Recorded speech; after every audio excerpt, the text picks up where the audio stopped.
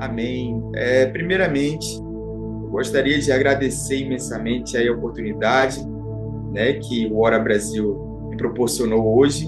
Dizer que é uma alegria estar com os irmãos aqui intercedendo, né, pela vida dos nossos adolescentes. Que Deus continue abençoando grandemente esse projeto. Estamos em busca, né, de um avivamento das nossas igrejas, né, que nós possamos estar firmes nessa caminhada, buscando sempre, né, nos assemelhar o máximo possível com Cristo, né, com o Evangelho, de acordo com o Evangelho de Cristo. Meus queridos, estão todos me ouvindo bem, tranquilamente, e me vendo também? Tá tudo Amém. certo, né? Sim, tudo certo. Tá ótimo. Eu convido os irmãos, caso estejam com as Bíblias por perto, para abrirem no livro de Colossenses, capítulo 2. Nós vamos ler dos versos 6 ao verso 7. Colossenses, capítulo 2, do verso 6 ao 7. E eu peço que os irmãos não fechem suas Bíblias, pois a gente vai comentando, né, e vendo quais pontos que Deus quer nos falar nessa manhã. Amém? Colossenses 2, a partir do verso 6. Como, pois, recebestes o Senhor Jesus Cristo, assim também andai nele, enraizados e edificados nele, e confirmados na fé, assim como fostes ensinados, nele abundando em ação de graças. Meus queridos, fechem seus olhos, vamos orar. Ô Pai, muito obrigado, Senhor, mais oportunidade de estarmos aqui para interceder a Ti, Senhor, pelas nossas vidas. Ó Pai, pela vida dos nossos adolescentes, pela vida das nossas igrejas, Senhor, que nesse momento o Senhor possa abrir nossos corações, possa abrir nossas mentes, que os nossos ouvidos estejam inclinados para ouvir o que o Senhor quer dizer para nós nessa manhã. Ó Pai, dá-me sabedoria, Senhor, que não seja eu propriamente falando aqui, mas que seja o Teu Espírito Santo, ó Pai. Não seja apenas um instrumento usado por Ti, ó Pai, para proclamar a Tua mensagem nessa manhã. É isso que eu te peço e te oro, Senhor, em nome de Jesus. Amém. Meus queridos, eu gostaria de começar falando sobre um fato curioso. Sabe-se que a parte mais importante de uma planta é a sua raiz. E qual é a função de uma raiz? A raiz tem uma função de fixação, né? Isso, de fixar a planta ao solo, de torná-la firme no solo. Também tem a função de absorção de nutrientes importantes para a planta, armazenamento também de outros nutrientes importantes, né? A condução da seiva, que é muito importante para o desenvolvimento da planta. Ou seja, sem a raiz, não seria possível que a planta sobrevivesse. Para que tenha uma planta saudável, também é necessário se ter uma raiz saudável. Mas perceba que, para essa raiz não apodrecer, ela necessita ser plantada em um solo fértil. Caso contrário, se ela estiver plantada no solo seco, ou seja, num solo infértil, a planta morrerá. Trazendo analogia para o nosso cotidiano, eu gostaria de fazer uma pergunta aos irmãos, mas preciso que você reflita bem e seja bem sincero consigo mesmo. Eu te pergunto: onde estão plantadas as raízes da tua vida? Onde está enraizado o teu coração? Trazendo para o tema das nossas orações hoje, melhor ainda a pergunta: onde está enraizado o coração dos nossos adolescentes, dos seus filhos, dos seus netos ou dos seus sobrinhos? Eles estão fixados sobre um solo fértil, seguro e confiante, ou em uma terra seca, cheia de equívocos, perigos e rebeldia? Essa pergunta não serve apenas para nós, mas também para a nossa missão como cristãos e conselheiros dos nossos adolescentes. Mas enquanto vocês vão refletindo sobre isso, partindo para o texto, sabe-se que o livro de Colossenses, o qual nós lemos os versos de 6 e 7 do segundo capítulo, é uma carta escrita por Paulo no momento em que ele foi preso pela primeira vez em Roma, acusado de ser um perigoso adversário do rei Agripa. O objetivo de Paulo aqui, era atender às demandas feitas por um companheiro de ministério chamado Epáfras. Epáfras, ele era fundador da igreja de Colossos, que ficava em uma região conhecida por ter outras igrejas famosas como Éfeso, Laodiceia e Herápolis. E Paulo já teria ficado há alguns anos naquela região, pregando o evangelho na igreja de Éfeso. E de lá, o evangelho se espalhou por toda a província da Ásia Menor.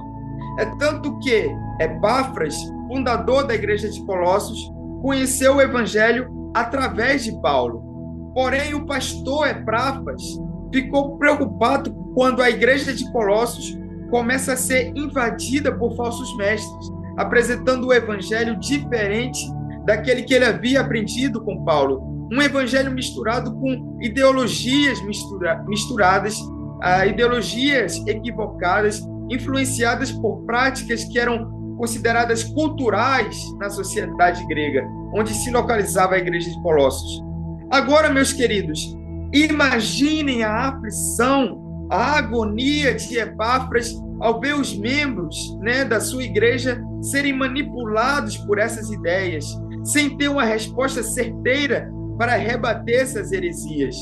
E por esse motivo, Epáfras foi de encontro a Paulo na prisão de Roma, intercedendo ajuda para tratar dessa questão. Daí surgiu a carta aos Colossenses, com o intuito de ser lida à igreja de Colossos. Porém, apesar dessa preocupação enorme de Epáfras, e é entendida essa preocupação ter sido muito grande, a resposta de Paulo a ele é muito simples e clara. O foco de Paulo a escrever essa carta era reafirmar a suficiência de Cristo na cruz e a centralidade de Deus.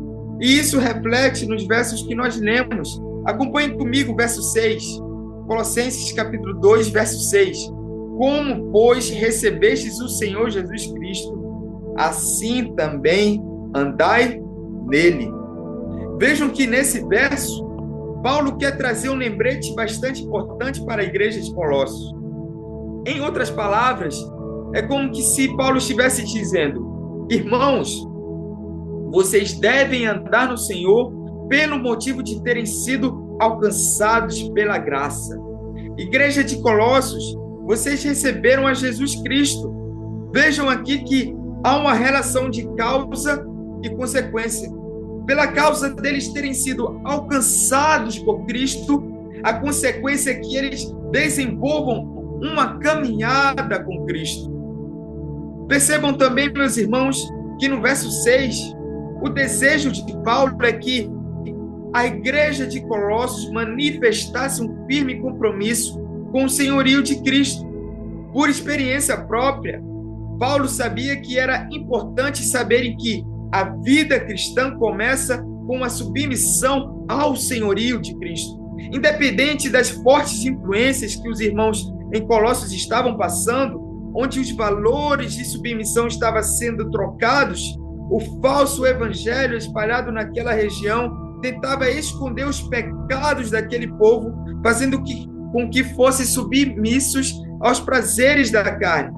Mas Paulo sabia muito bem, quando escreveu esse verso, que quando uma pessoa recebe ao Senhor Jesus Cristo, ela nunca vai conseguir ser submissa ao mundo. Veja, Paulo foi um dos maiores perseguidores da igreja primitiva, cego às suas próprias vontades, submisso apenas às suas rebeldias. Mas quando ele foi jogado daquele cavalo do caminho de Damasco por uma voz que dizia: Saulo, por que me persegues? Ele percebeu verdadeiramente quem era o dono da sua vida. Submissão, meus irmãos, não se trata apenas de cumprir regras, mas de demonstrar o nosso amor a Deus. Para que nós andemos nele, é preciso sermos submissos ao senhorio de Cristo. Deus não é a nossa marionete, meus irmãos. Ele é soberano sobre toda a história. Percebam que, nesse verso, Paulo também ensina de que o fato de terem recebido a Cristo não lhes será de nenhum proveito, a menos que permaneçam nele. Se os colossenses apenas conheciam ao Senhor, mas não desenvolviam a caminhada com ele, não adiantava de nada. Para andarmos nele, meus irmãos, precisamos querer criar laços verdadeiros com o Senhor.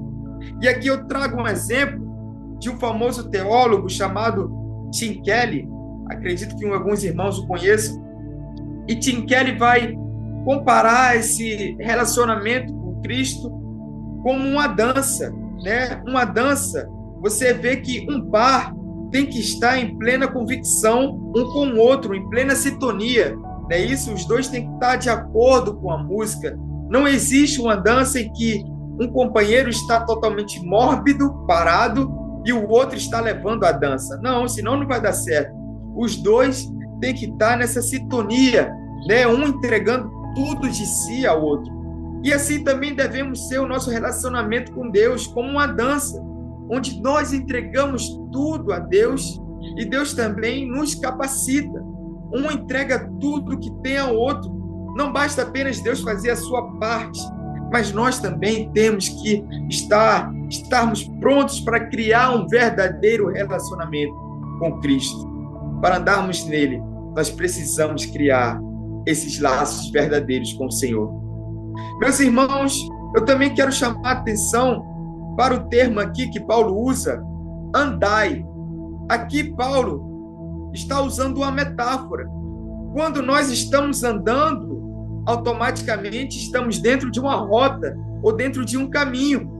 Na hora que ele instrui os colossenses a andarem no Senhor, ele confirma a ideia de que Cristo é um caminho seguro. Sabe quando a mãe, né, fala para o seu filho, acredito que muitas mães aqui já falaram, cuidado por onde você anda. Ela está demonstrando aqui uma preocupação por que caminho o seu filho vai seguir. Nesse versículo, Paulo não demonstra essa preocupação. Ele está certo de que a caminhada com Cristo é livre de qualquer perigo ou de qualquer equívoco. Ela é uma caminhada totalmente segura, totalmente livre de qualquer perigo. Era uma caminhada totalmente confiável. Agora, meus irmãos, partindo para o verso 7, Paulo usa algumas metáforas para evidenciar a nossa estabilidade espiritual e a nossa firmeza inabalável em Cristo. A primeira figura que Paulo usa no verso 7 é a figura da agricultura. A expressão enraizados nele sugere que o cristão tem a estabilidade de uma árvore, cujas raízes estão plantadas firmemente em Cristo. Eu, particularmente, acho muito lindo quando uma árvore bastante antiga, com seus centenas de anos, ainda está de pé, ainda está firme. O interessante é saber que aquela árvore já passou por muitas situações durante os anos, ventos fortes, tempestades, períodos de seca, mas suas raízes ainda permanecem firmes, fixadas, enraizadas, que elas ainda estão de pé, elas se mantêm de pé. E da mesma forma dessa árvore, permanecendo de pé, independente dos tempos fortes, independente das dificuldades, da mesma forma é um cristão quando está enraizado totalmente em Cristo. Vejam, meus irmãos, que a segunda figura que Paulo usa no versículo 7 é a figura da arquitetura.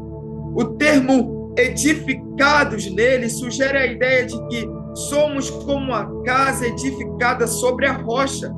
A chuva pode cair no telhado, os ventos podem fuzilar as paredes, os rios podem bater nos alicerces, mas essa casa não vai cair, porque seu fundamento é inabalável. Seu fundamento está firme nessa rocha. Independente das circunstâncias, ela estará fixada nessa rocha. Meus queridos, a terceira figura que Paulo usa aqui no verso 7 é a figura da pedagogia. Os versos confirmados e ensinados que Paulo usa sugerem que a vida cristã é como uma escola. Na caminhada cristã, nós vamos aprendendo e amadurecendo. E a forma como Deus instrui é através da palavra. Veja, meus irmãos, para fazermos às vezes uma tarefa ou uma prova, um trabalho, nós precisamos ter um material para que possamos estudar e nos basear. Um pregador, um pastor, ao pregar, ao fazer uma mensagem, ele precisa também de um material para se basear. É claro que Deus vai dando a sabedoria para ele perceber alguns pontos importantes, mas ele precisa de uma base. Da mesma forma, o nosso guia, a nossa base, em que devemos basear a nossa vida, é a palavra do Senhor, é as escrituras que Deus nos revela, é a voz de Deus a cada dia das nossas vidas. Amém? Meus irmãos, a partir disso, a partir desses pontos expostos, nesse momento eu gostaria de trazer algumas aplicações, algumas lições para as nossas vidas, baseadas nos versos que nós lemos. E a primeira lição é que para andar nele, devemos caminhar no único evangelho verdadeiro. Meus queridos, o evangelho de Cristo é apenas um. Cristo é o único caminho, a única verdade e o único que pode dar vida. E esse evangelho é encontrado exclusivamente na palavra de Deus. Meus irmãos, não existem duas verdades. A única verdade é Cristo. Os falsos profetas têm uma facilidade enorme para enganar, assim como estava acontecendo na igreja de Colossos. Mas o nosso coração deve estar enraizado exclusivamente na palavra de Deus. A segunda aplicação é que, para andar nele, nós devemos criar laços verdadeiros com Deus. Vejam, nós estamos numa geração muito superficial. Fazemos canções bonitas, pulamos, nos arrepiamos com a emoção, choramos, profetizamos, porém nada disso adianta se o nosso coração estiver vazio. É como que se estivéssemos usando uma máscara que escondesse nossos reais motivos. Deus tem nojo dessa falsidade.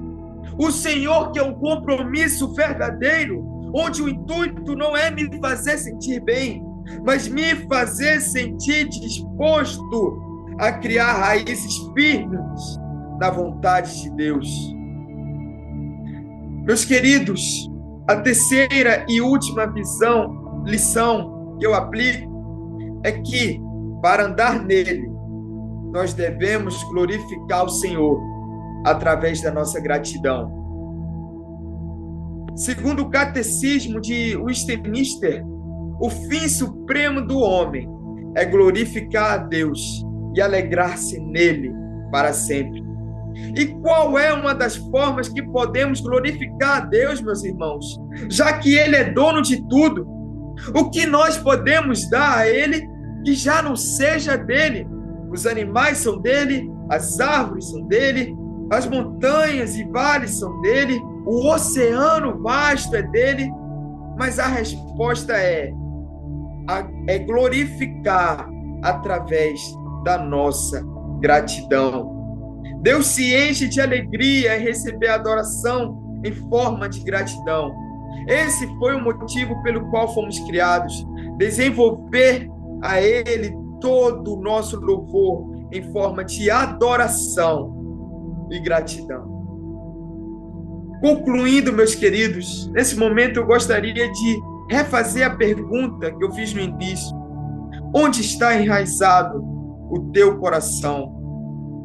Com isso, você sabendo onde está enraizado verdadeiramente o teu coração, eu pergunto, onde está enraizado o caminho da vida dos teus adolescentes, da vida dos teus filhos, da vida dos teus sobrinhos, da vida dos teus netos? Será que eles realmente criaram um firme compromisso com Cristo? Será que eles realmente andam no Senhor?